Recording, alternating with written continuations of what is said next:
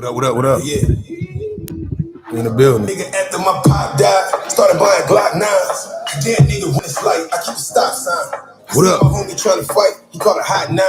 He dialed 7 in his face like it's a hotline. He seen the realest turn to state, he wanna drop time. The people had you on the tape, sell a drop down. Red dots, niggas turning rats, get them headshots, put bands on it. Nigga took the order for a body, couldn't stand on it. The broad paper poverty, seeing bodies reality. My niggas moving weight. Tagging everybody in the room, please share the feed. Gun sneeze on them like allergy. Left his noodle in the street for the rap niggas get down. Fuck a mortician before burners on me just like your mom. Kid raw gift, no record label can get it all. This styles all minute, catch you in traffic and get your van sprinted. Windows tinted, hang out the window to leave your shit in it. Don't forget it, they don't like niggas who really authentic. Real niggas scared in prison, that's what the eyes get. I changed up, there's money on my mind, got my change up. Cause I was spending money with the jeweler, getting my chains up. I lost a couple thousand in this dice game. Head crash, fucked up. Cause he know he never get his bread back. Word. Fuck love. Look, I know the world, I got you fucked up. Head crack. Shit, I know I gotta win his bread back. Good morning, everybody. 1,000 in this dice game. Head crack. Fucked up. Cause he know he never get his bread back. Fuck love. Look, I know the world, I got you fucked up. Head crack. Shit, I know I gotta win his bread back.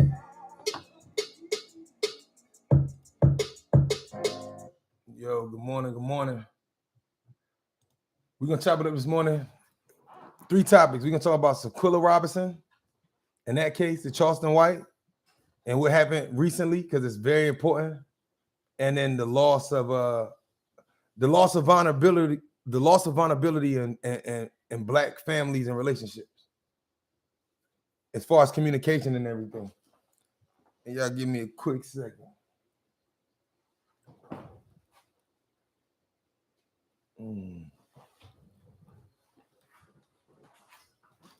Where is my phone?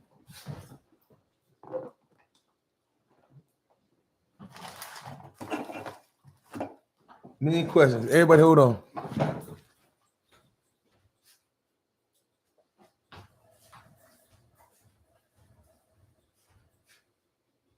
Where in the book is my phone?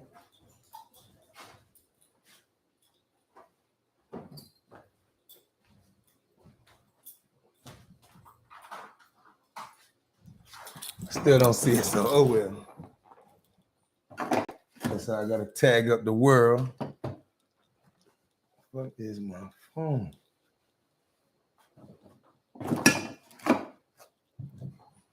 Dang. Y'all give me a second. I gotta find my phone because it's very important.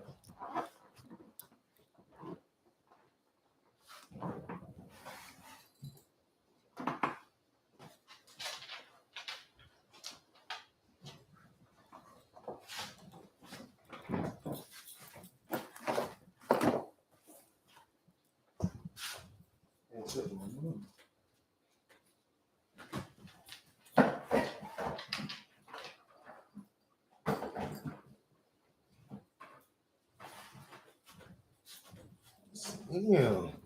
Anyway, we'll keep it pushing. It's wasting no time on that shit. I don't know where the fuck my phone is. In the Shanquella Robinson case, shit, y'all gotta forgive me. That shit threw me off this morning. In the Shanquella Robinson case, the issue is the fact of the matter that the girl, they went out of town. They went to Mexico and Cabo, and she went out with her friends, so-called friends. Or we still trying to figure out if she even knew the people. And she ended up getting in a fight and dying. They said she died of alcohol poisoning. But what really ended up happening is a videotape got released and she had got beat up by her friends. And we got a videotape of one, but they're saying that there's more tapes of her beating up the girl or all the other girls in them in there doing shit like slamming on her head. Now, the issue is in Mexico, it's weird because after this happened, they didn't take it they didn't call 911, they called personal doctors. They told the doctors that she was drunk. The doctor should have did a better job, but how does something like this happen and y'all don't hold everybody in Mexico to figure out what the fuck going on? They got right back on the plane like the next day. You know what I'm saying? So they probably was thinking that they could probably get away with it in that manner. But it's a lot of lies in this story. The Shanquella Robinson case is crazy because we need to find out what happened. Because I seen another video yesterday in the Shanquella Robinson case where the light-skinned girl, Eliana, she was saying something like she got drunk and did something. But they saying it was no alcohol in the body. You know what I'm saying? So that's everything's weird. Like, how long I've never seen them have a person die and them try to resuscitate them for 3 hours. I've never seen that shit. So the issue is the 3 friends was on some bullshit, but they called private doctors, and it was like that's why they think it's corruption. Something wasn't right. Like, they did do something. This is what I'm starting to think happened. The friends did some shit, beat her up and then killed her. Maybe not intentionally, but beat her up real bad and killed her. But they didn't know they killed her, but they knew they hurt her real bad, so they called the doctor. The doctors come, they tell the doctors that, yo, it's alcohol poisoning. So the doctors start doing shit to try to make sure the girl okay. But if you shot this girl up with 7 shots of adrenaline, you overwork the heart. If you're doing all this other stuff, so in that, when a girl dies, if the medical professional that shows up, they're not in the hospital, they didn't run any tests. If they show up and let's say something goes wrong, what if the medical professional person, what if that medical person thought that when they died that they did something wrong? Like, imagine you coming somewhere like my friend drunk, can you check out? Like, yeah, we give them the money, they check. If I'm the doctor, I check out your friend in 20 minutes, they dead. You know what I'm saying? What if I'm worried about maybe I gave him too much this or that or this? Like, I'm not supposed to, but I'm gonna do it because it should wake him up. So now they lied and covered themselves, but now this doctor, whoever shows up, they feeling like they got to cover themselves. And then they got to cover themselves. So then while this is going on, the hotel, like, shit, this is how we make our money off tourists coming here. Then hotels start covering shit up. So that's one of the weirdest things in that Shanquella Robinson case. And I think that with the details and everything that's coming out, I think it's a very weird case. And I think that just the fact that you can go out of town, fight, be dumb enough to record the shit, come back home like a day after the incident, and you don't really see no remorse from nobody. But some people say that's because if you guilty and you trying not to go to jail, it ain't that you ain't remorseful. It's the fact that you trying not to get caught. You feel me? So I just think it's messy. It's messy, but it's stupid. So we just got to find out what they say. Hopefully, eventually the videotapes come out, or rather in court, they tell us what happened. But this is why I always say at the end of the day that, especially as women, y'all got to be careful who y'all trusting. Like, from y'all male best friends, because the question is your male best friend really your best friend, or do he rock with you like that because he really want to sleep with you? You know what I'm saying? Is he really your best friend? And if you got female friends, when y'all go out of town, you need to ask yourself, are they jealous of you? Have you ever seen a negative or jealous trait from any of these people you know? Do you think this person ever got mad at you over money or anything? At the same time, what did she do? Because we keep hearing about the Shanquella Robinson case, but we don't hear in the Shanquella.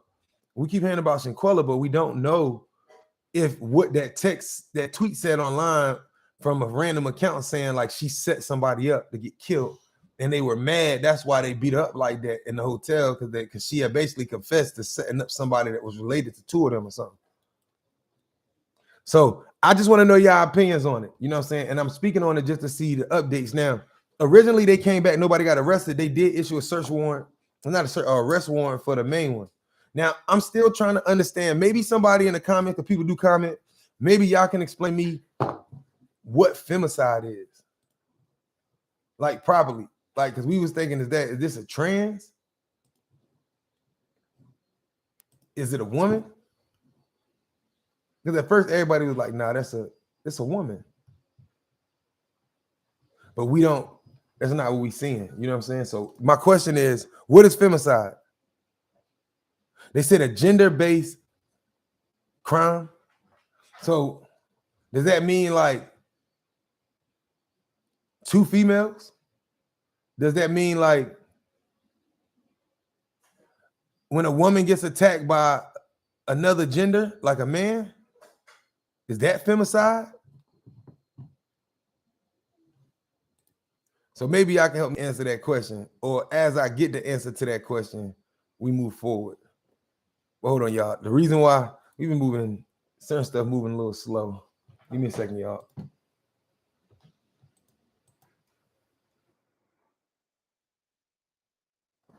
yeah, so femicide, what is it? And how does it affect our laws and the things that we're doing? Right? Or how does it affect us on an everyday? So as I go through all of this, the thing I noticed in this case was weird is that they all came back. The authorities didn't keep them. They came back. Her best friend went live. He said he was by her side the whole time. Everybody said they seen him in the video. I don't think I seen him in the video. He said he got there the next day, and when he got there, she already wasn't feeling well. So we don't know what's up. My only question in that case is it's very weird, and this should be very important to us because we live in North Carolina. This is a close to home case. This ain't just some random case. This shit home because this could be your sister, your cousin, your friend.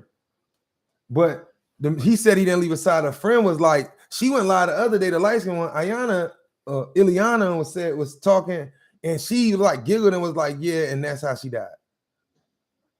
You know what I'm saying? It was a fight that happened. A lot of people, they're saying that they were live and this other, like they were live when they was beating ass or when they was beating up. So they saying word is the other videotapes that's not being released show Ileana slamming her on her head.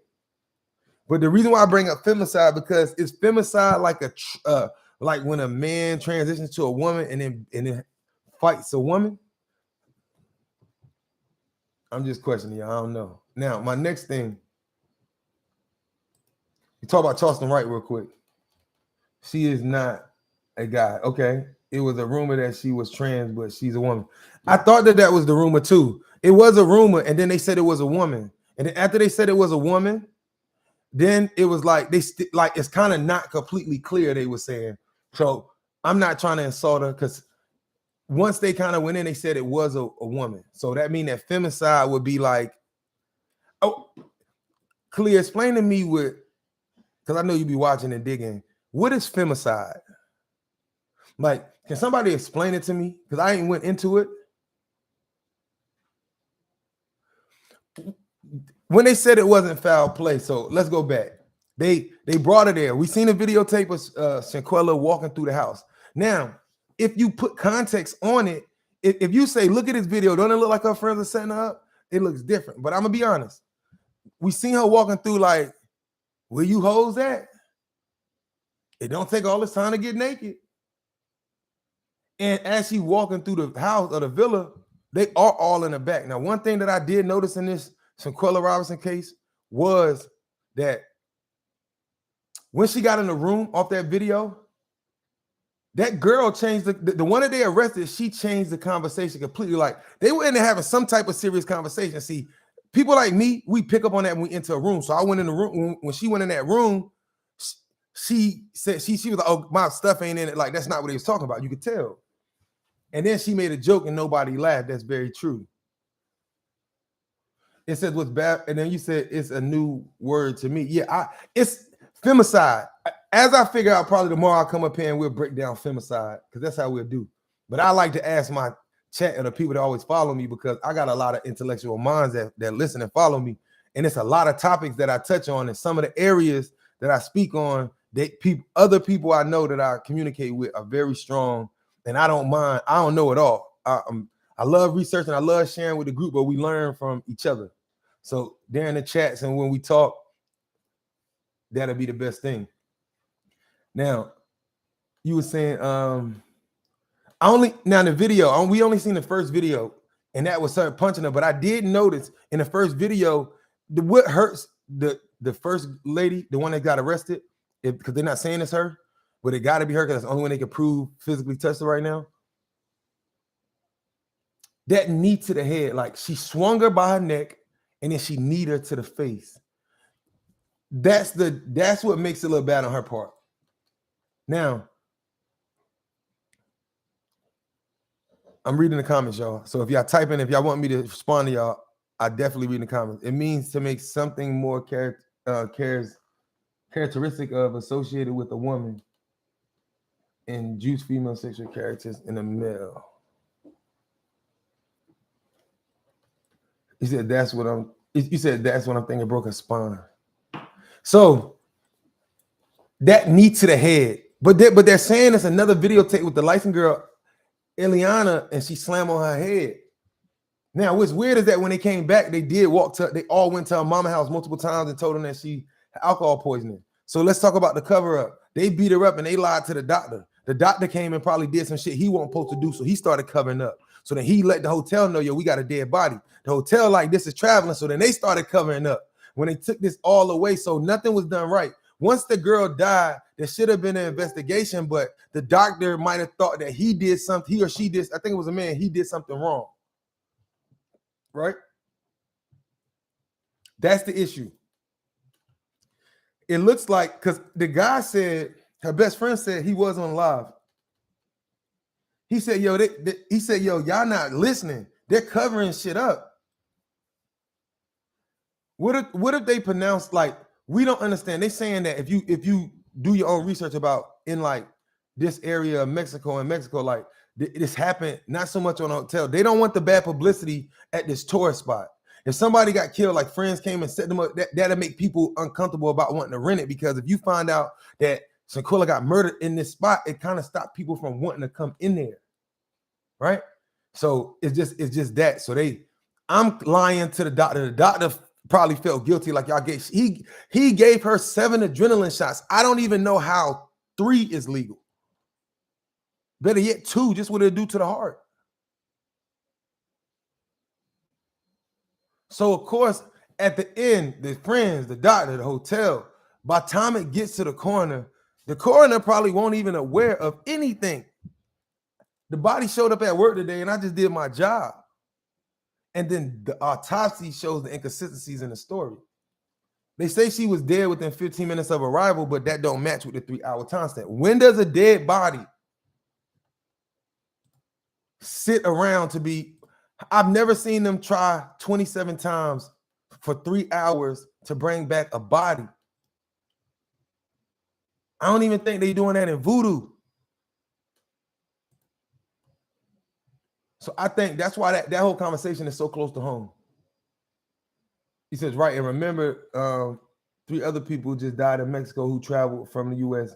They were found beaten to death in their Airbnbs. That's very true. Because I noticed the other day, somebody was found dead around like last week, beaten to death in an Airbnb. So the question is,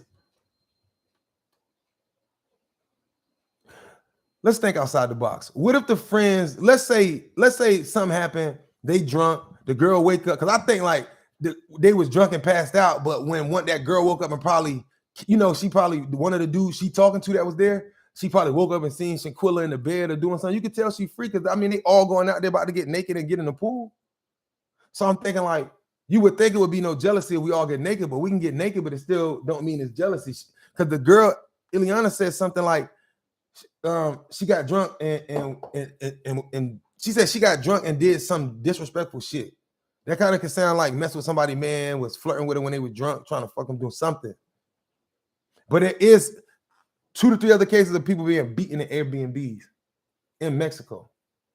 So what if, so like I said, let's say the friends did that, then they called the medical examiner. What if the medical person what if we find out that the people came and took Shanquella? Right? But let's say they was put in the hospital, but let's say whatever happened, there's so much that can happen. Let's say when they took her, she was still alive. And they put 15 minutes dead, but what if she wasn't dead? You know what I'm saying?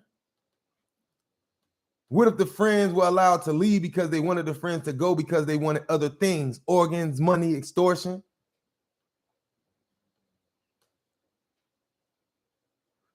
But it's hard for us to think that them friends got nothing to do with it. And the reason why we know that it's probably not what I'm saying is because I'm not leaving Mexico. Not the next day. I just wouldn't feel right. Like I'm the friend that would have called her parent. I'm her best friend. I would have called her father, her mother, and said, listen, I don't understand what happened. I would explain to them that.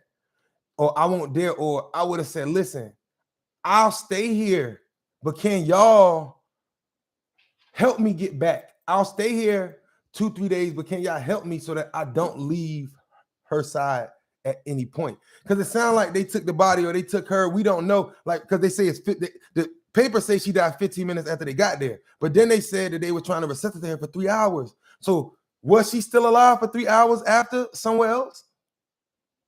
They said that the friends were trying to extort them for money. Were they being extorted? Did they get in a fight earlier that day? And did somebody come in there and try to extort them?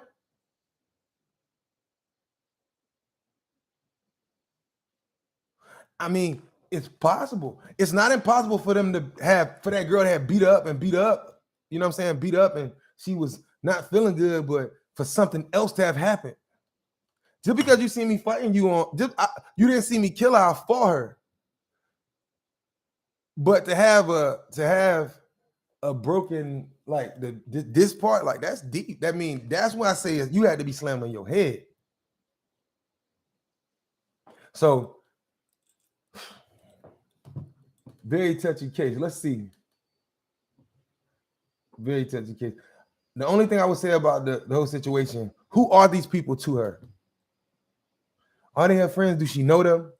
Did she really pay for everybody to come? Or did everybody pay their own way? So I'm gonna listen. Let's listen to this lawyer. Let's listen to this lawyer real quick, and then we're gonna go to Charlston White, because this Charlston White, that's a whole nother conversation real quick. So I want to hear what this lawyer got to say about this case real quick. And from there, we'll build. So this is the criminal lawyer who always do like hip hop cases. Episode of Criminal Lawyer Reacts, CLR. I am Bruce Rivers, board certified criminal defense lawyer. Today we are covering the Shanquella Robinson murder. This episode, like all episodes, are brought to you by eForms.com. eForms.com. If you have a legal issue, you don't hire somebody like me. If you need a form or anything filled out, go to eForms.com first. Otherwise, you're going to pay me a bunch of money, and you could get that done easily no matter what state you're in. So go to eForms.com. You need a power of attorney. You need any kind of business agreement, Cabo St. Lucas. And within 24 hours, she was dead. Her friends told the mother that she had died from alcohol poisoning. The medical examiner, however, has discovered there's multiple bruises and contusions and neck injuries that might lead to a different cause of death. So there's a video, and so let's take a look at this video because it shows what happened shortly after they got to the hotel. Good look, can you at least fight back? No. At least something. At least fight back, something. So now this happened. So you heard somebody saying at least fight back. In that video, it looked like a fair fight. So when I hear people saying like nobody did nothing to help, whether if we want to believe it or not, if it's 4 or 5 friends at a hotel somewhere and there's a problem between 2 of them, we can avoid the fight to the best ability, but if they still got turmoil, sometimes it's just like, y'all just shoot the fade and let's get this over with and y'all shake hands. So when they start fighting and one ain't fighting back, it's like, yo, you're not gonna fight back? And like, no. Then it's like, that's all we got. Then the video stopped. We don't know. You're like, yo, then why did you do this? Then why, we don't know the context. Don't mean she deserved to die, don't get me wrong. But that's why just seeing 8 seconds and we making why are we only getting this small ass clip? That's not, why haven't we seen the whole video? Happened in Mexico. And one might think, well, if it happened in Mexico, there is no way that the U.S. could do anything about it. But they can. Under certain circumstances, despite the jurisdiction, the FBI and the federal government can have jurisdiction over things that you do abroad or you do out of this country when the other country does not prosecute. Now, you've got a situation where you've got 2 groups. You got some friends that went down to Mexico. Now everybody's back in the United States. I doubt that the Cabo folks are going to, the Mexico government is going to really aggressively pursue this. Now, let's talk about some of the things that we have to worry about in a case like this. Why? A lot of people doubt that Cabo police or the Mexican authorities is going, because there's so much corruption involved with the Mexican mafia and the cartels and the government. And if they investigated, it's good. They make most of their money from tourist spots. So if this case being investigated, it's going to affect their money. So that's the issue. That's why they don't think it's going to be investigated. Because first of all, Mexico the people in this crime happened from some foreigners coming to our place. So they have the jurisdiction for the crime, but the people are not from there. So they could choose not to do anything. And the FBI the crime being committed on another land, it's like this could go by with nothing if the FBI chooses not to do nothing. If the Mexican authorities say we're not going to do anything because they're not our citizens and and we don't want the exposure from it, and you know what I'm saying, then FBI, what can the FBI do, or the Charlotte police? They don't have the crime scene. The people left and came back. The crime scene is already tempered and it's a wrap. That's the issue here. Number one, you've got the friends saying one thing and the medical evidence being different. Number two, you've got a video of Quella getting a beating, getting a real tough beating. The friends coming back and giving some story that doesn't fit with the physical evidence can be really damaging for them. However, it's really going to be difficult for an investigative body to really come to a conclusion as to what happened. It's not like there's a gun traced to a bullet. Right. You know, when you have ballistics or you have DNA linked to like a sex crime, it's not like that. It is going to be much more difficult. You do have this beating, and this beating is a critical piece of evidence. Anytime you go overseas, or you know somebody that's a victim from overseas, or in this case in Mexico, the FBI gets involved. The FBI is the Federal Bureau of Investigation. They're the investigative body that takes charge of situations like this. And when you have somebody like that, Mexico, a lot of times they'll work in conjunction with the FBI, and then the feds can take jurisdiction over what happened in Mexico and bring it back to the United States. This is a North Carolina resident. Their congressman, she has stated on the record that she wants to help. It's been all over social media. So if you look here at the medical examiner's report, it shows that she's got neck injuries, which are totally inconsistent with any other kind of cause of death.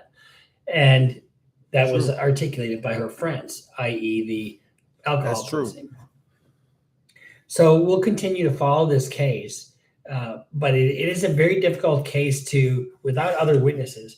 And here's the thing, anybody that's in that circle that may have had anything to do with this, either covering it up, filming it, or doing something, they could be on the hook for accessory before and after the fact if they're covering it up now. And that might be an incentive for them to snitch and that's pretty much how this case is probably going to get solved. Boom. I agree.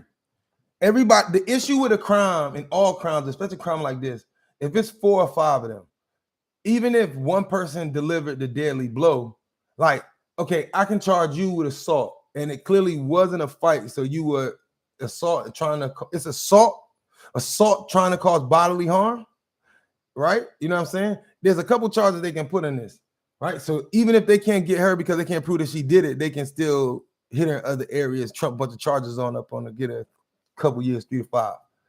But when you got other people there as this gets involved with the feds, because he's saying as a lawyer that they can take the jurisdiction, and what they'll do is they'll say, okay, well, even if they can't get everybody, they can still slap 10, 12 years on everybody for how they went about it, like conspiracy.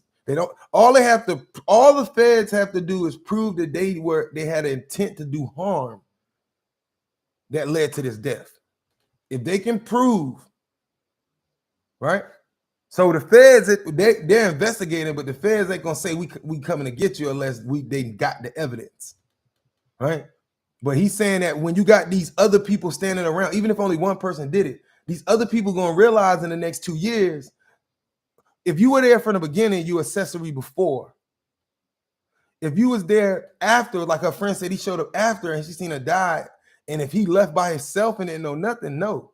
But if he sat around and talked to them and he knows more, that's accessory after the fact. But the people that was there from the beginning to the end, they got accessory before and after.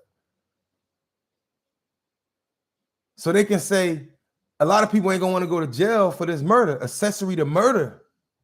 That's like I'm chilling with like 10 people at a party. And the 10 people I'm chilling with, like we all in the group, everybody know we together.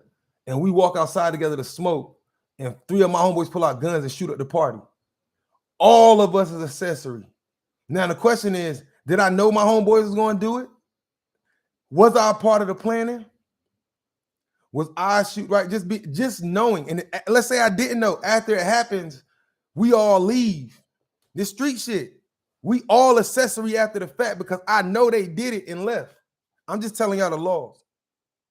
So once they come for me, I'm gonna get hit with accessory to murder, which he might about to do 50, but accessory could come with 10, 20, because I knew after and didn't tell anybody. So they're gonna use that to their advantage, and they're gonna give me the highest penalty, and they're gonna try to throw the book at me. If they can only give me 5 to 10 years, they'll say I'm gonna give you. They're gonna try to push that 10 on me to get me to speak and to be able to identify. Because some of these people gonna look. Everybody in this motherfucker ain't going to jail. So if all of these niggas, if everybody in this case take their time and shut up, the streets has the civilians are more gangster than the streets. And not to make it sound cool, but it's the truth. If these are not technically a gang, if all of these people take these charges and don't rat each other out, they would be considered solid, and those are friends that rode together. But the chances of that, so accessory after the fact is probably going to be the biggest thing, right? And let me see if anybody. It says, I think the suspect then victim. You said, I think because the suspect and then victim both U.S. citizens, especially if we got an embassy over there, they're going to have jurisdiction. Yeah, that's a good point. We do got an embassy. We do have an embassy in Mexico, bro. Very, very good point. See, that's what I'm talking about. That's exactly like comments like that I get in my feed. We do have an embassy. So we do have people there already to go and get as much information as we can. He said a motive, a premeditation. Right. So the premeditation, for example, I can get hit with murder, but if I had time, like let's say I get an argument, and I can speak on me, but let's say a person gets in an argument when they go outside, and it turns into a big brawling fight.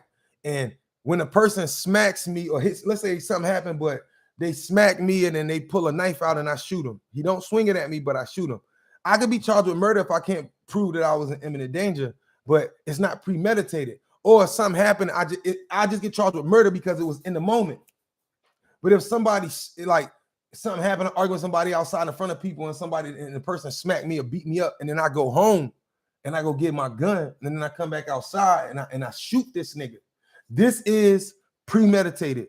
You're getting charged with premeditated murder because you're gonna get charged with murder and premeditated, which is meaning that you had time to think. So if you leave somewhere and like if you leave, let's say you in a bar and your life in danger, and you go to your car and you go back inside and you shoot them, that's premeditated. Right? It's premeditated because when you left and went to your car, you could have gotten in your car and left. So you can't say that I felt like I was in danger anymore. Because if you was in danger, then you had an opportunity to get in your car and drive off. They didn't follow you to your car. And when you got to your car, you grabbed your gun and you shot them. You went back inside. Now you charged with premeditation. You get charged with premeditated in any crime if you had time to think about it. So that's what he means. Accessory, before and after the fact, premeditated. These all charges that sit on top of each other. Because they're going to get somebody to talk. You're going to do this 30. They're going to get life, but you're going to do this 30. And then the crazy part, you got to do this time. If the Mexican authorities pick up this case, they got to do this time in a Mexican prison. That's completely different. America already fucked up, but a Mexican prison? Nigga, I wouldn't be surprised if the cartel run the prison. I mean, we know they do, but like,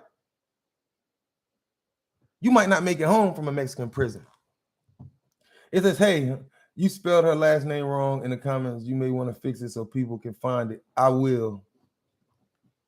As soon as I get off, I'll fix it. Thank you. I appreciate that too, because it makes a difference to how people find a video. So I'll fix it when I can. I can only fix it when I get off though. So yeah, I'll fix that for sure, for sure. Let me see. Yeah, I see it. So thank you. I'll fix it as soon as I end the live. But that's the case. And I'll make sure, and it's very important. And I, like I said, once again, appreciate it because when people search up the name, this is how this video will get spread out. So that's all I really want to speak on Shanquella Robinson. We'll leave it there because we still looking for more information. My second topic was Charlston White. Now I went live many times about Charlston White, and during my conversations about Charlston White, I've defended Charlston White about many things. I always felt like Charlston was necessary. We always say we don't agree, but we all don't agree with Charlston on everything. I don't think it's anybody that agrees with everything Charlston say, or we don't understand the complete motive. You know what I'm saying? I was one of the people like, bro, I get where you coming from, but why are you saying fuck Nipsey Hussle? It still represents him, or his, you know what I'm saying? But he's really disrespecting everything associated with that gang, his gang name, because that's what he feel like killed them or did him dirty. Charlston, when he speak on the things with Little Durk and them, we feel we understand the weather. We might not agree with what type of weather we get all the time, but we understand the principle behind what he's speaking, and we glad to hear somebody say that, right? And we glad to hear, yeah, my homeboy said, please hit the like button. That's the only way the video gets shared a lot. But we support Charlston White. We show a lot of us stand up for Charlston White because we understand the T.I. incident. We know, yeah, he shouldn't have messed with his son. But we understood that he baited T.I. just to tell the people about what he did to that girl. He baited T.I. T.I. flipped out. Then as soon as his first response back was, oh, you ain't gonna tell the people about what you did to that girl, how you be sticking bottles and instruments up them girls like they like not even respecting their body parts. So I realized his agenda was to bait him in, to get him in, to expose that. Not saying we all got to agree or I agree, but that's what it was. But what happened recently, it's hard to agree with how he go about it as period. It's like, we know him and Mama Duck don't get along. Like I disagree and I don't get along with everything with every woman I meet or feel like they respect me or go through my bullshit with women or men in life. But I can't sit here and be like, I stand by Charlston on how he's going about disrespecting Mama Duck and them. Because it got personal because he say a lot. So let's get to it. Let me go down. Let's get to it so y'all can understand where I'm coming from. From this nigga. Hold on, y'all. Let me get the video. Because when I watched this last night, I almost was like, damn, bro. I can't back you in this. That kind of like, I guess, by the Chicago community is like, if you gonna do that, you gotta do that for everybody. I ain't gotta do that. Y'all go do it. That's the reason. So what was Chicago to suck my dick? Because how you gonna put that on me when y'all done a little what I done? How you gonna dictate what I'm gonna do with my heart when you don't even have in your heart to do it? Now, Charlston told the whole state to suck his dick. I was thinking to myself, like,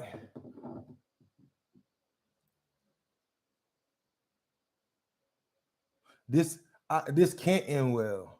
I mean, he don't live in Chicago. I gotta go back either, though. So you could do that, but you never know where you at with some Chicago niggas who, you know what I'm saying? Some niggas just want the stain.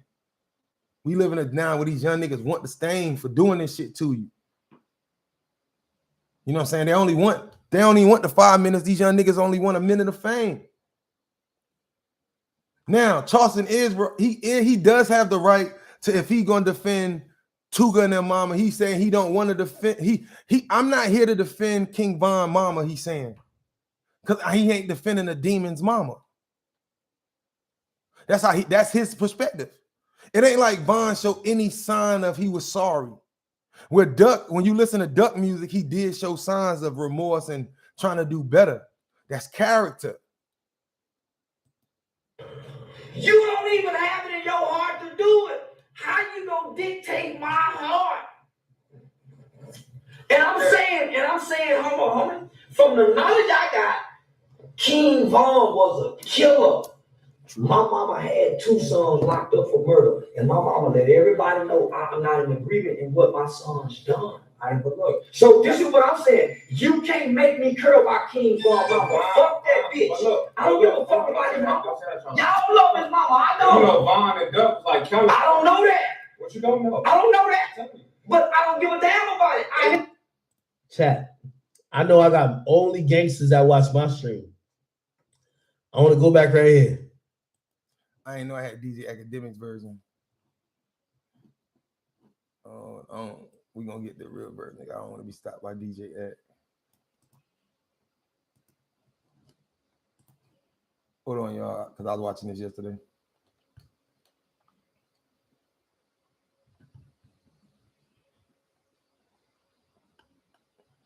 I respect DJ Act, but I care less what's commentation right now. Step into a world of comfort.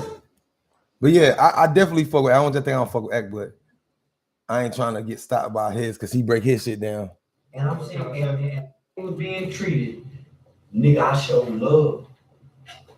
Even though I don't know nothing about King Von Mama, y'all gonna show love to Von Mama. I didn't have that chance.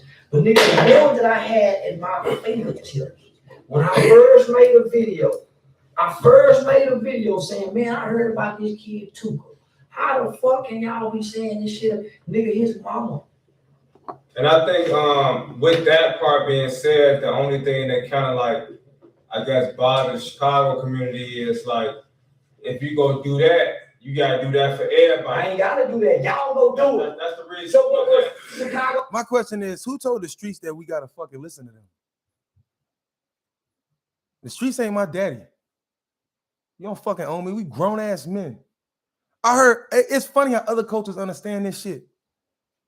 I heard a Jewish guy say, let me tell you why Jewish people are out of pocket for this. Kyrie's a grown ass man. You can't tell another grown man he needs reevaluation. Or you can't tell another grown like, well, if you gonna take up for Tuka mama, nigga, if that's the case, when a gang kill a nigga, the killer gang and the gang that the nigga from they got killed supposed to pay homage the same way. It don't work like that. That's why Charlston got mad, for the record. Now I understand, but I don't stand by where he went and how far. Charlston is very intelligent. Now, the entertainment factor, we'll speak about that later too. Because how you gonna put that on me when y'all ain't even done a little what I done? Okay, great. How you gonna dictate what I'm gonna do with my heart when you don't even have it in your heart to do it?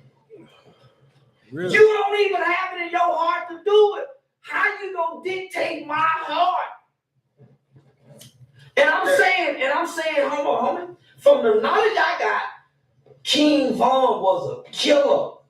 My mama had 2 sons locked up for murder, and my mama let everybody know I'm not in agreement in what my son's done. But look, I'm still reading this the is what I'm chat. saying. You can't make me curl my King Von Mama. Fuck that bitch. I don't give a fuck about his mama. Y'all love his mama. I don't. You know, Vaughn and Duck like Kelly. I don't know that. What you don't know? I don't know that. But I don't give a damn about it. I help this mama. Why do I need to know about 2 dead ass niggas? I don't give a fuck about Duck or Vaughn. I help this living mama. Fuck them dead niggas. You know what's crazy?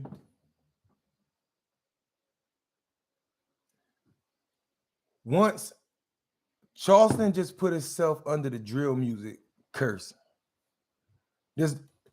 He just did a drill. That was drill shit. He just dissed the dead as if you don't know the consequence of dissing the dead, nigga. And you diss the dead, you diss the city that killed, you diss the city that's drilling. You say fuck they mamas, but you saying fuck they dead ass children.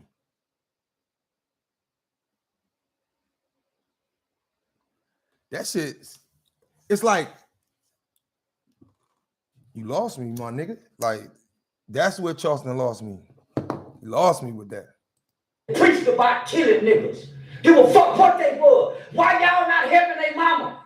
Why a nigga from Texas got to pay his mama car note? Y'all want to tell, so this is like saying you want to tell a nigga from another state that he need to treat all the mothers the same. But y'all ain't doing nothing about it. Why ain't y'all the people in the city the same ones that saying I should do for all? How come y'all ain't doing for all? Why y'all ain't stop the shit? That's what y'all are saying. On a mental level, it's like to a motherfucker that understands, he understands why Charlston's upset, but you could have chopped him with your brain instead of that. Like, it bothers me. Why? And y'all want to tell me what I'm gonna do with my money? Yeah, you want to do it because you. I didn't. No. She asked me. No. She asked you. Bro, right about that though. The interviewer, DJ U, he said, no, you wanted to do it. When we do things for others, we do it a lot of the times because we want to. Let's say I meet Mama Duck and I feel for her story and her struggle, so I help her. I wanted to help her. We don't realize that we do things for other people because it makes us feel good too. Sometimes I'm not saying that we don't do things that we don't want to do and we help others when we tight. But in a situation like I meet the mama and I pay a card, I can meet you and hear about your son and hear the story and say, you know what, I made a couple dollars. Here, Mama Duck, here go $1,000 toward whatever you doing with Duck. But when I start paying car notes and shit, they must have did something. This sound personal. When you start calling them bitches and I pay the car note, we don't pay car notes for nobody that we ain't sleeping with. Goddamn, now how I know that bitch need a car note paid? How the fuck I know she need a car note paid if she don't have? You think I'm talking? Charlston ain't have to keep calling her a bitch like that. See, Charlston, people respect you, and I'm gonna speak to Charlston straight. Charlston, people respect you, bro. And I know that even me, when we live and we had conversations, we have to be accountable as the people that speak. Like, we gonna lose it at times because people be really fucking with us and dare. It's like we be thinking the audacity of these niggas to ask me that. And I know y'all niggas cowards and ain't willing to stand up. You know what I'm saying? But how can all the women that listen to you that support your stance, how can they support your stance now? Because you could have said, because even when you say for that, they can say, okay, he mad at her. But it was like Tuka Mama. I don't even think that Tuka Mama ever said nothing. Or certain women, like, I don't need no King Von Mama ain't never said that she agreed with King Von. She ain't never show herself publicly. Clearly, she don't agree with what. If you get rich and your mama never wants to be seen or you ain't never seen her, one, I'm trying to protect my mama because the world don't need to know my mama, but also maybe my mama don't approve of my lifestyle.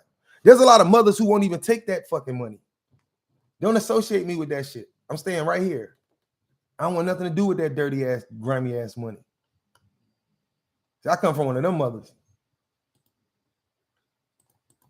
So how do you, as all the women listening to my chat, does this offend you? Or am I taking it too far? Or do y'all understand what he's saying? That's my question. You said if anyone, anybody here, you said if anyone respects Charlston is the F. I'm saying that for the people that come on this, or whether that's on right now, I could respect Charlston when he talked about certain things, but I can't respect Charlston in this conversation. But if I was to tell you, I'm one of the people that Charlston, I'm not a fuck nigga, but I don't agree with what he's doing because I don't hear people calling fuck niggas about, what about the girls making songs, all these songs these women rapping about, all these thotty ass songs, I ain't calling them fuck niggas. So everything Charlston, that shit that he did, that's some fuck nigga shit though. But I'm honest with you. He said, how we use, I am honest. I do respect. It's certain things about Charlston I can respect even in this conversation, but I don't respect anything he stood on in this conversation. So I respect your point of view, and I can't disagree with you because how can I stand up for him when he did that shit? So I'm a check myself and respect your point of view, Howard Hughes. Let's keep going. I want to ask you, do you need your car no pay? Right. That's why I ain't gonna say. Come on, homie. So this is what I'm saying. Nigga, not one of my homeboy mama, y'all will never have to help in Texas, nigga. I'm tired of it. So I can say fuck whoever mama, nigga. And I kill a bitch behind me saying fuck they mama. I done helped them bitches. So somebody else helped them hoes. And I ain't fucked damn bitch and could have fucked. So somebody else helped them hoes. And he saying fuck they mama. I done helped them bitches. So somebody else helped them hoes. And I think that my issue with this is that we all got mothers. So the issue is that it's hard to laugh at it when we know that we wouldn't think that shit was funny with our mama. Especially one whose child was taken publicly. You know what I mean? I ain't fucked damn bitch and could have fucked the bitch. So y'all gonna help the bitch. Since y'all got so much to say. Bitch, give me back the money then, hoe. Fuck ass bitch. I ain't have to help down one of you rotten ass hoe. Bitch, my mama ain't got a bunch of kids that died. That's why I say it's personal. And y'all you hoe buried your baby. Fuck y'all pain. Crazy part is I seen Mama Duck talk the last week and a half, and she kept telling Charles, thank you for helping me, thank you for helping me. It's almost as if it's either they was doing business and he felt like they fucked him over, which don't justify anything, because he could still articulate that. But it has to be something. Because Mama Duck was saying, like, yo, I constantly tell Charlston I thank him for what he doing. And what he did for me and the money he sent me. So either he felt like they played him over some money, but y'all tell me. Y'all let me know. That's why I say that whole situation is very funny. But that's all that I'm gonna speak on this Charlston White situation of this morning when it's dealing with Charlston. Now, the last part of my conversation is probably my deepest part, of the realest part of the conversation. The loss of vulnerability in relationships, whether family and I was having a conversation on the holidays this Thanksgiving with my mother, my sisters, and my wife. I was the only man in the conversation, but I wasn't being attacked or jumped. I was just the only representation at that time of the night, right? And I was asking my mother and all the women in the room, when I hear women speak, I noticed that the truth is y'all were vulnerable, or men, we were vulnerable the first time we fell in love. But after that, especially when I'm dealing with women, I learned that they never really give that. They never really be completely vulnerable ever again. Not even with their husbands or with the people that they've been with a long time. So vulnerability is the issue. So as we speaking about this, you know, part of the conversation is like, well, look, there's certain things I'm gonna do once I get this ring on my finger or once I become a wife. And my expression was saying vulnerability affects everything. Vulnerability is, let's say there's an argument. We have to both be vulnerable. We have to get out our feelings and be vulnerable about what's happening. I have to be susceptible to understanding that, okay, I'm wrong here too. And I have to be vulnerable to solve this. We can close this door if we both going to put our ego aside and be vulnerable. I realized that in a lot of times when I was having a conversation, it was like, I need this ring on my finger, da-da-da. Like, I realized that there is a misunderstanding, because as a man, like I told my mom and them, there's an idea of there's a woman has a child with a man, let's say they break up. I still need him to be my husband financially, but I'm single. Women, I want y'all to understand that us as men, we can't comprehend that properly. Like even the men that do it and do it well or whatever, because they got a little money. If you got money or a little money, you gonna do it. They might not like to do it, but it's easier to do it. The issue is here, let's say y'all been separated for 2-3 years, 4 years. Let's say the baby 4 or 5 or whatever, y'all been separated. Let's say the father has a girlfriend or a wife now, and let's say the mother might be single or have a man. How can a man really be that husband? Like, what you need is you need help paying the bills. That's husband stuff. You need help doing the things like daycare, like not just the money of the bills, but picking up time, right? That's fatherhood. But to be able to do it to fit your schedule for your balance, that's husband, right? So when I hear a woman say, well, I'll do this when I get this, but as men, it's kind of like we expected to give husband capabilities from the beginning, right? And do all of this.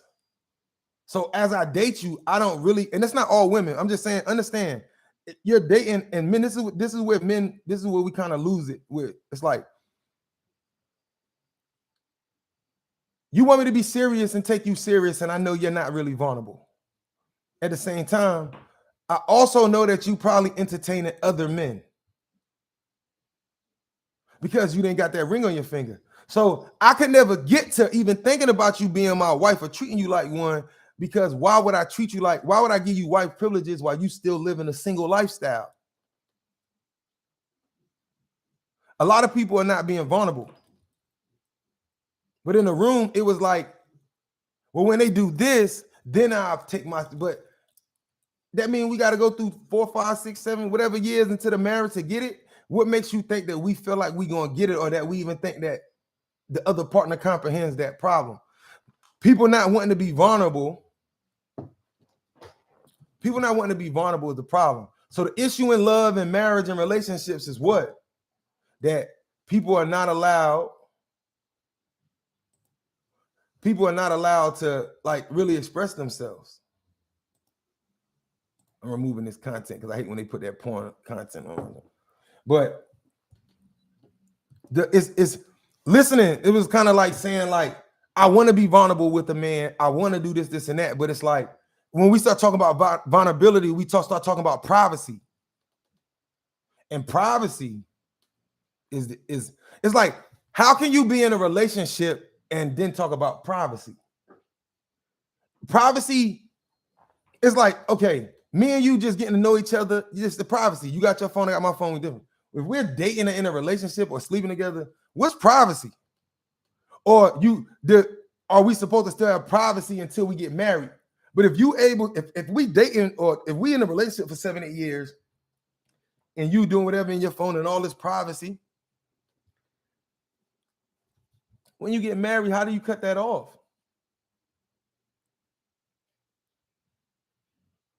How can you have a relationship with privacy and then get married and then say, okay, now I'm married, there's no privacy? A man is expecting the loyalty from just like how women expect a man to do husband shit, we expect the loyalty and the love from a woman that way too. We want to see the wifely skills and shit before we do it. We can't see it. It don't work like that. But in the conversation, I'm not saying, I'm trying to get women to understand. I tell my mom and understand that's how a man feels. It's like, I can't be married and I can't, every time you call me, I can't jump to your foot because we got a child together. Now I'm gonna jump if my child is in danger, I got this and that, but I can't move and do everything you want me to do. Just because I'm the father don't mean that every idea you have for the child, I have to support it financially. I do have to support my child, but I don't have to support every idea you have. We're not in a relationship. We're parents. Parenting and marriage are two different things. Married people balance each other life out. I'm gonna do this, you do that. I'm gonna do that, you do this, right? A relationship, we can't. What I'm trying to get y'all to see is that we can't say, as a woman, I'll do this, but I'll do the upper stuff when I get married. But then think that you know what I'm saying? You said because everyone still have a life to live. True. But that's why I say there's a lack of understanding. This is why marriage and relationships don't work. How can you have privacy in a team? Right? In order to become one, privacy can't be involved. How do you become one? You can't become one. And how does the body of the mind merge as one with a layer in between y'all two of privacy? I'm not saying I don't understand because everybody still has a life, but that's not a team. We all on the same basketball team. We got a life outside this team, right? But everything outside of our team, because let me say it this way, because we talking sports, but I'm gonna use sports and I do love. In order for us to win, we're talking about a successful team. There's a bunch of teams that are nothing we never heard of, that we don't care about in all sports. They just teams that we don't care about. That just to be a team doesn't make you successful. Anybody can get together and be horrible to each other or fuck up everything. But when we say privacy, we're hiding something. When we say we're supposed to be together, why are we still trying to hold on to individual principles? We on the same basketball team. We in the game. Yeah, you still got life going on outside the court, but you can't bring that other shit on the court. So yes, I do have to respect as man or woman that, yes, I agree. We do have life, but see, in love, the rules change. See, we was talking sports, but when we talk love, watch how much it changed. We are in a relationship. In order to get to marriage, we are working to become one. I don't want to. How can I love you and marry you without feeling like we won? So I have to be able to trust you. Privacy isn't trust. Privacy neglects trust. Whether we want to believe it or not. I'm not saying that you can't have privacy with me or da-da-da, but I'm just saying that I'm going to look at you sideways. Because if you really for me, or if you really love a person, what is privacy? If she really wants it, then she'll make right. She will make it happen. So my only issue with privacy is I'm trying to get people that's big on privacy to see that privacy makes your other partner feel like, well, what are you hiding? Even if you're not. Or what are you trying to hold on to in your past life or before me that you need privacy to?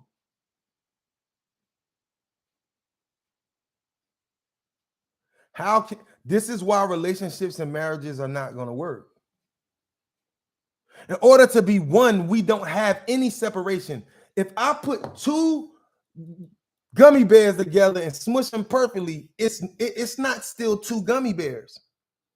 If I make two big gummy bears, one, and I melt it and I mush it together and I dry it, I can't just go like this. I can't just separate them. I'm gonna have to cut it and make it two, meaning that I have to do damage to it to make it two again.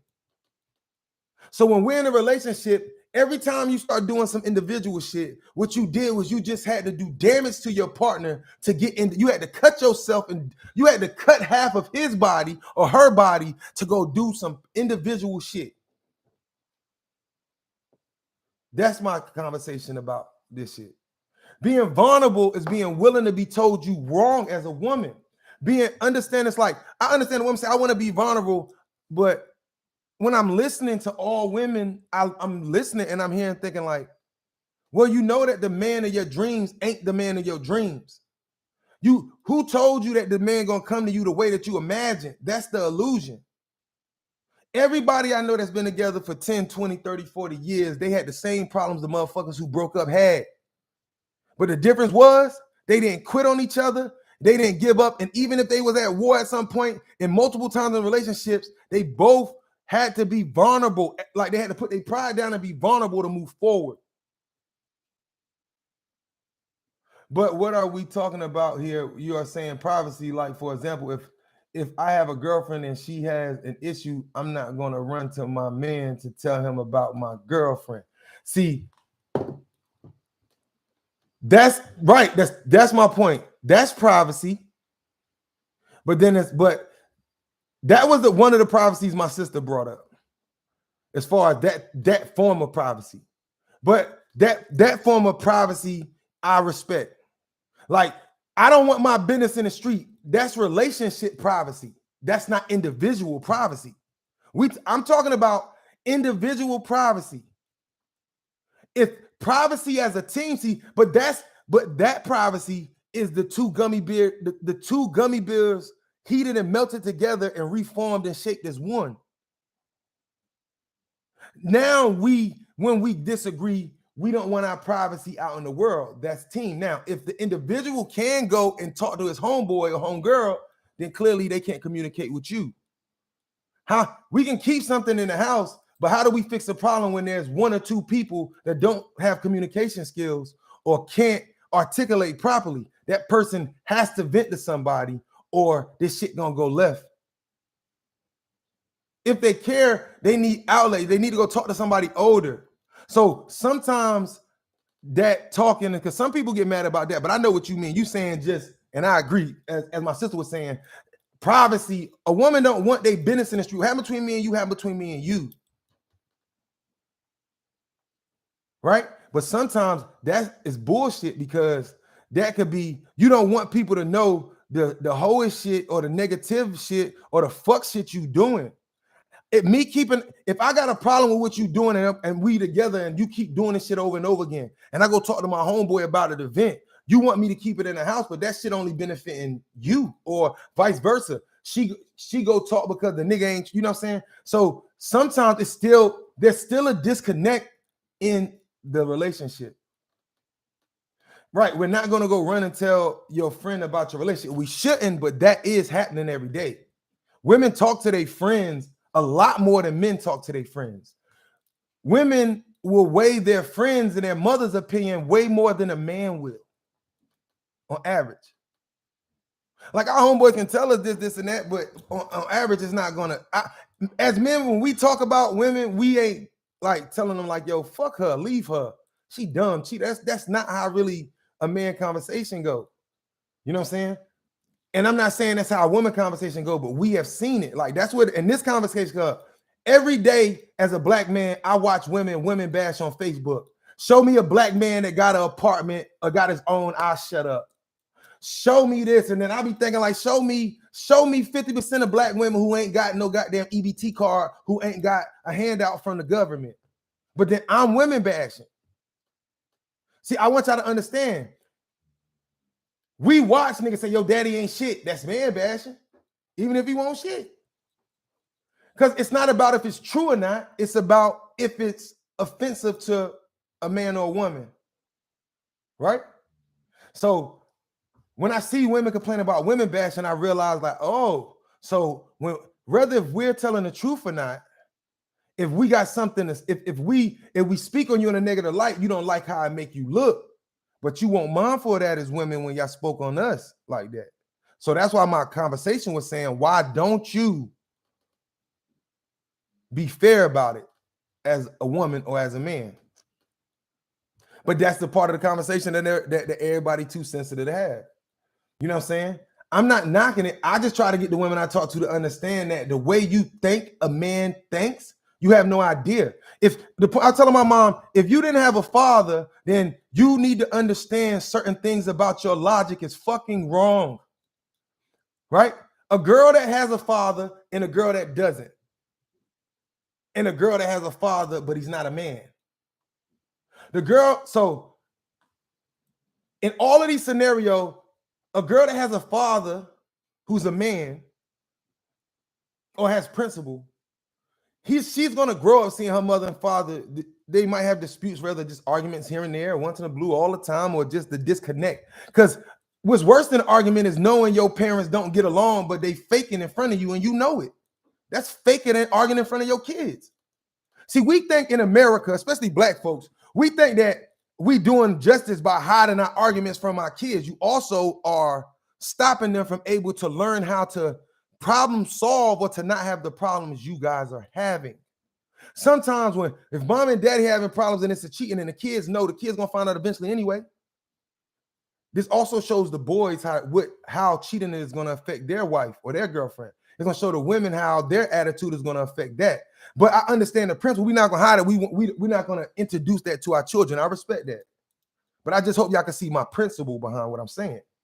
I'm not saying that you're not doing no good. I'm just saying that you're doing just as much hurt as well.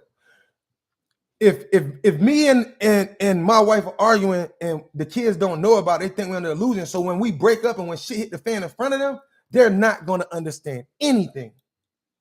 But it's not their job to understand. But more importantly, they have no reference to stop them in the future from making the same mistakes because we hid nature's teacher. The animals ain't hiding the kids. And yes, we animals. And I'm talking yes, we are still in the animal family. If you dig deep enough.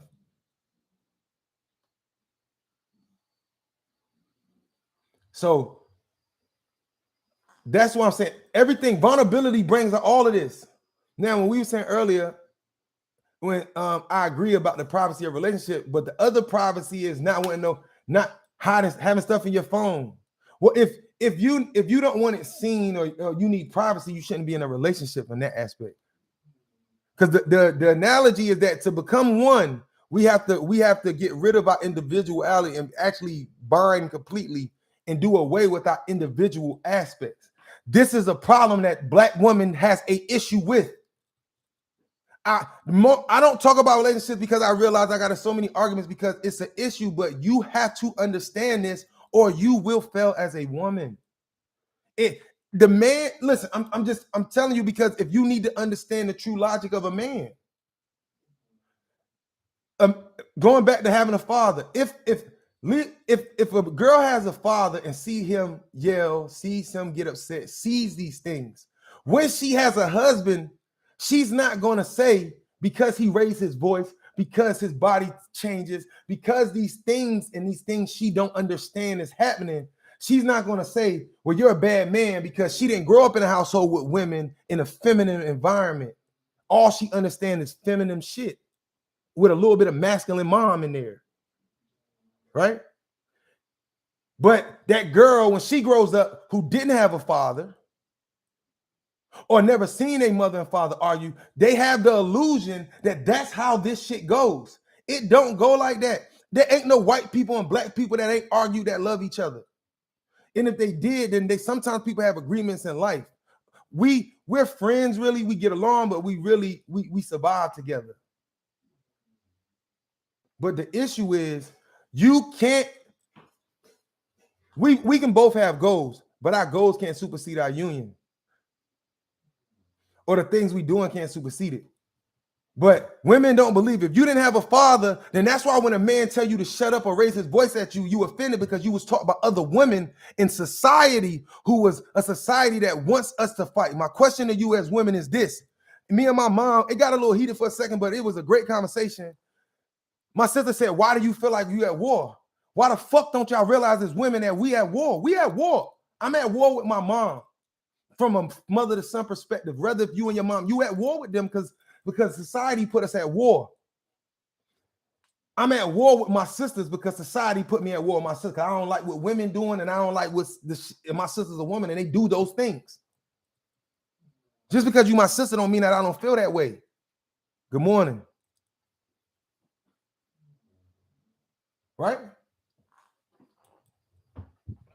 So I'm answering you. The difference is, as a man, I understand that we're at war. And as a woman, I understand that y'all don't think we at war. Y'all been lied to. Y'all been able, see the niggas that had a little paper, the niggas y'all think is somebody, y'all go around them and y'all realize them type of niggas, they wanted you to be cute, pretty. They was worried about what you look like on the shell because they was trying to penetrate that shell. Most of them niggas that y'all know ain't give a fuck about your brain. They want you simplistic and happy and out their way. And they don't really give a fuck about you. They like your body and you a trophy and you look like something. And they ain't give a fuck about you or them kids that they made with you. You the trophy, you gonna handle that. So then when you meet another man that challenge you or do certain things or certain areas, now you uncomfortable because you didn't realize that man wasn't mentally nothing but he was a man by nature. But what did he do? Right? So the illusion is the young girls think they need to be like the type of girl that the rap niggas want. Well, I got a secret for all the women that watch me. We laugh at the girls that act like the rap niggas. If you think that we respect the girls we run train on, we don't. If you think we respect the girls that be giving niggas head, we don't. I can not respect you and respect you. I can be polite to you and not cause no harm to you and always show you respect, but not respect you and how you move. but I didn't disrespect you personally or do no regular shit to you. You feel me? So that's the line. And I want to be clear because people watch me. I'm not woman bashing. I'm articulating how men see this thing. Men like me. And I talk to a lot of men, and the men in my circle, and a lot of people I consider men and older men. The truth is, the man that you're gonna get, he not gonna come calm, perfect, collective, the money. You might get lucky and get, if it's 10 qualities of a man that every woman want, you might get a nigga that got 3 or 3.5, 4, and he working on the rest. Only way he can get there is with you. How can he be that great man without the woman? The woman is the only one that can take him to his highest point. So how can he come to you at his highest point? He has to be nurtured there. And vice versa. The only way you could really be a good woman, see, I think women have made it to where being a good woman is by the standard of being to women, respectfully. But to be a good woman, that means it can't be, to be a good woman, how should I say it? To be a good woman can't be something that women have an understanding of by themselves.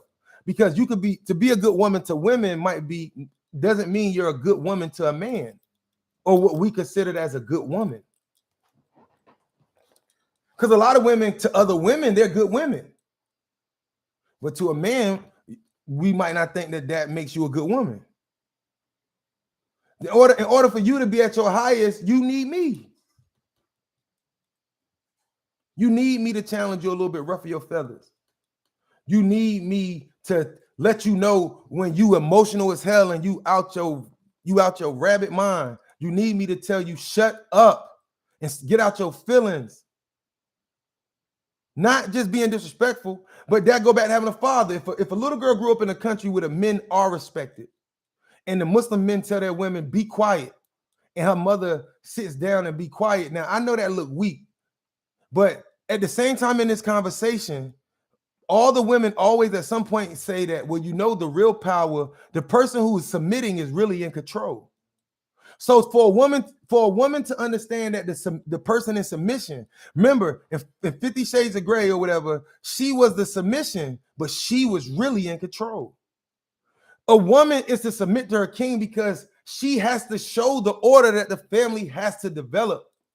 If mom doesn't submit to man, the sons are not, you know what I'm saying, the daughters are not, and the house is out of balance. The woman is too worried about standing instead of being the example. She is the example. Just like how when it's times in certain areas, I have to bow in front of my sons and in front of the empire, because if I show the empire I don't respect my wife, how the fuck will my empire respect my wife?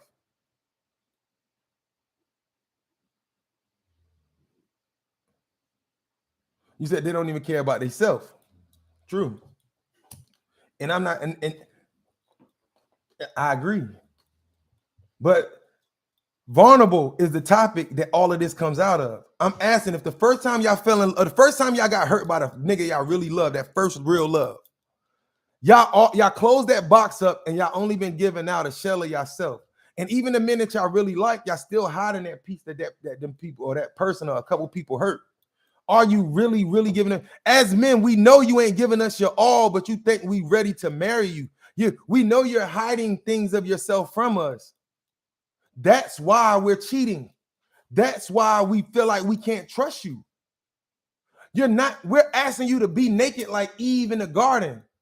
And you're walking around with panties and bras and t-shirts on, and why do you got clothes on?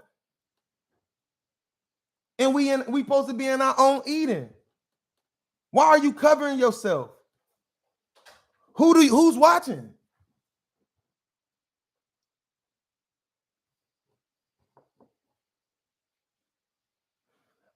Have you ever heard the saying that if a man hasn't reached success of his own, then he needs to find a wife? Let me explain this. Maybe I ain't said it right. Women are so successful because anything that they manifest, that they put that manifestation and that nurture into, gonna make it. So that statement saying that a man has not reached success on his own, then he needs to find a wife, because an independent woman is so successful because she's not nurturing nothing else but herself. So she stopped nurturing a man, and now she nurtured his career. But Can I tell y'all something, women that watch this? I know a lot of people watching later. When we ask y'all to respect us like y'all boss, I think I never explained properly to y'all. At work, y'all bosses say stuff to y'all that like they'll come and tell you to do something. You about to leave. Well, do this and da. And you be like, but I gotta take my daughter. Well, you could do it, or you can clock out and not come back. That's equivalent to me telling you to shut the fuck up. Or me telling you to like, yo, or being a little rude with you. But the difference is I give a fuck about you. If somebody come to your job and kick the door and your boss ain't coming to save you, he trying to get out of there to get home to his family. He or she. Your boss and your company only cares about what you do for them. So you're giving all of this effort and you're not getting any love that you earning for back. You're getting $1 and you're getting money. And it's like, have women accepted money as the best form of love? So I'm not going to challenge my boss, even though I know my boss don't give a fuck about me and they only care about my productivity. But I'm a shut up and submit to my boss because they pay me and I need to survive. But I won't submit because I realize the word submit comes with negative connotation. Black women don't understand submission on average. When they hear submission, they hear control. They hear slavery. They hear a life full of living for somebody else. That has nothing to do with submission. A Muslim man or any religious man submits to their God. That doesn't mean that I'm powerless. That, you feel me? That don't mean that I like Malcolm submits to Allah, but he was a hell of a man in public.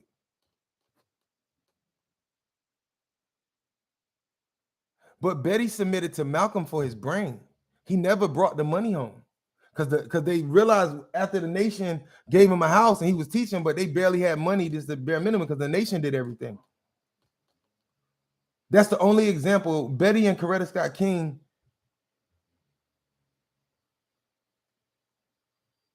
But especially Betty, I don't know what they church and their money was like.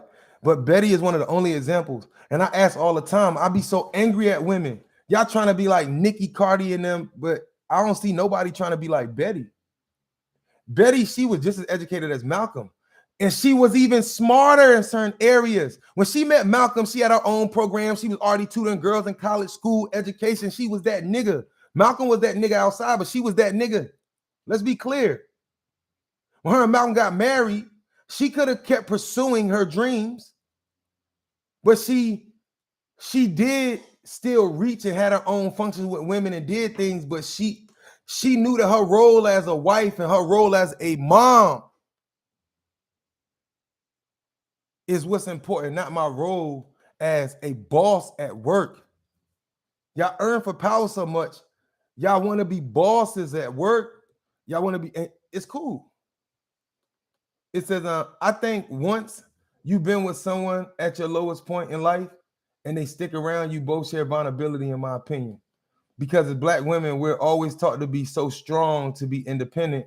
And I think once with someone who has shared the lowest point and has actually brought you out of that, there's no room for privacy. You're open and vulnerable to your partner, especially when they pull you from out your darkest place. I agree on that. But see, the mistake was they weren't supposed to teach y'all to be strong. Strong is a man quality. It's like teaching y'all strength instead of teaching y'all how to nurture. Strength should have came later. Men gonna get on nature's curve. Strength is a part of our early courses because that's something that's our given ability. Strength is y'all's too, but y'all got so many powers that's so much more important than strength. The strongest animal in the jungle ain't the one with the muscles. It's the one who's the smartest. So why are women being taught to be strong? Why would you get muscular when you already the smartest animal in the jungle? You just put on all you doing is you already outsmarting everybody surviving. You're surviving without having to fight, without having to kill. I mean, you're surviving off of everybody else's mistakes. But just because you want to rule that territory too, nah, I'm gonna put some muscles down and I want to earn my food now. I want to get but you don't have to, because you already the strongest thing in the fucking jungle, or you the strongest. So when we teach our women to be strong, we taught them to not know how to have no emotional side. As men, we can't fuck with y'all black women because y'all are emotionally abusive. I don't need you to be strong. That's what I got a father for.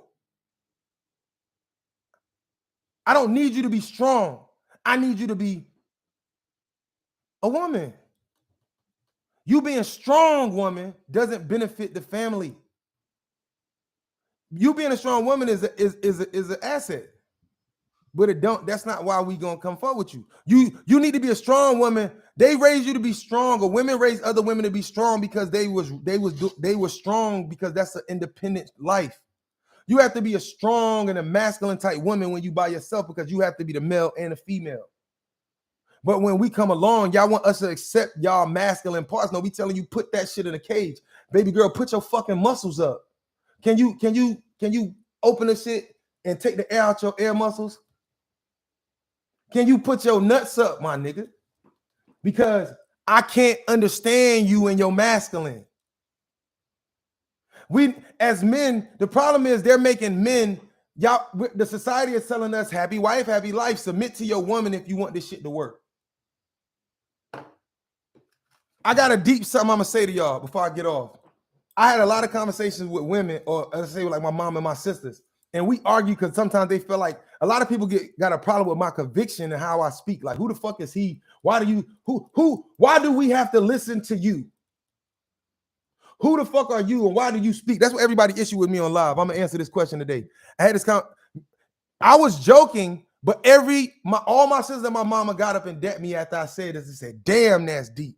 Let me explain to you why I feel like you should listen to me and why people should shut up and stop challenging me respectfully and listen. My sister said, what do you call two fish? I said, a Pisces. She said, yeah, that's true. She said, but what do you call two fish? I said, a school. And I cut off and I said, and where do you go to learn? She said, a school. And I said, and that's why y'all should shut the fuck up and listen to me. I am the two fish. The things that nature gave me, it didn't give you if you were a Virgo, a Cancer, a Gemini, or other things. I'm not trying to outwit you in your strong suit. The study of psychology and all of this came from the mind of Pisces. So, what do you go to school for to learn? When you tap in with me, hear me out. I'm not saying that my way can. Some people say, why do you feel like your way is the right way? I'm not. I just speak with conviction because I understand what most people don't. If I'm in a room full of children, am I going to dumb myself down to their level? Meaning not. I have to bring my education to their level, but I'm never supposed to declassify myself to the point where I just accept the children's lack of education. I'm supposed to get the children to where they're supposed to be. And as women, a decent man is going to bring you somewhere because you would never know how men really feel about women unless you really got a good man that break this shit down to you and you're willing to listen. You would never understand about how the world views you until you have a man next to you who's going to give you insight. And then when you go back, you might not believe him. But then you might hear another man say this to you one day, or you might hear your brother. You can tell your brother, like, damn, that's real as hell. He shouldn't have told you that. Vulnerability. And my point is saying that a man, the reason why us as men don't be as gentle with women is because we ain't seeing you vulnerable. But I ain't gonna talk your head off. You know what I'm saying? Yeah, like when I say strong-minded, strong woman, same thing. When a woman being strong-minded is an individual mindset. Everything that your mom or that black woman that was single put in there, because I don't see a man. I can't see this. What I mean, or some people got a dad, but he a bitch ass nigga, or he don't speak up, or he's controlled, or he do what she say. There's no way that a household with a real mentally that's an intellectual man, a mental man, a spiritual man, and an intellectual woman and a spiritual woman. There's no way that man can hear his wife tell her daughters, I need you to be strong, because he's gonna say, ho, because that's not gonna help you. I'm a man, and if your mama doing that to me, that shit ain't gonna help you. It's gonna make us disconnect. So remember, as a woman, what you think and what you was told by your mama, your auntie, your grandmama was a man that y'all created in your head, not one y'all seen. The girls who grew up in a household with a man that had an opinion with a strong mind or different men, she has an idea. So when her boyfriend, her husband start yelling at her, she not thinking, oh, he abusive because he yelling. She thinking like, oh, this nigga in his feelings. My daddy did the same thing, but I didn't think my daddy was a fuck nigga. See, if you ain't had no daddy, you can't respect a man but so much. Because if you don't respect your father, you could never respect your husband to the fullest capability, whether if you think you can or not. If I never had a mother, I'm gonna always have a small vendetta against a woman because I wasn't nurtured. And it's not me. I'm just real enough to have a conversation with you. I'm not telling you that you're stupid. I'm not telling you that you're not a woman, because I'm telling you that you can't mentally process what the fuck is going on because your daddy won't dare. So you didn't see your daddy get mad. You didn't see how your daddy cried when your mama was being foul. You didn't see how your mama's bullshit affected another nigga. The man, because remember, because as a girl, your daddy, your heart. So you really start looking at your mama sideways. Oh, you about to run daddy up out of here? He the only one that really understand me. But when you ain't got that bond with your father, or I'd rather you not have a father than have a father that sit around and let a woman tell him what the fuck to do. Now, some men need to be told, if your husband is senseless and you love him, but he's senseless, he do stupid shit, he need to be controlled. If your wife do stupid shit and senseless, but she really love you, but she make very bad choices and decisions and do a lot of stupid shit out of her bad decision making, and she really not trying to destroy you, then she needs to be controlled in those areas. But that's going to be my slogan. When you dealing with Pisces, I'm going to say this one more time because I see in the thing. What do you call two fish? A Pisces. And what are two or more fish? A school. And where do you go to learn? And that's the reason why us as Pisces feel like y'all should shut up and listen. BH.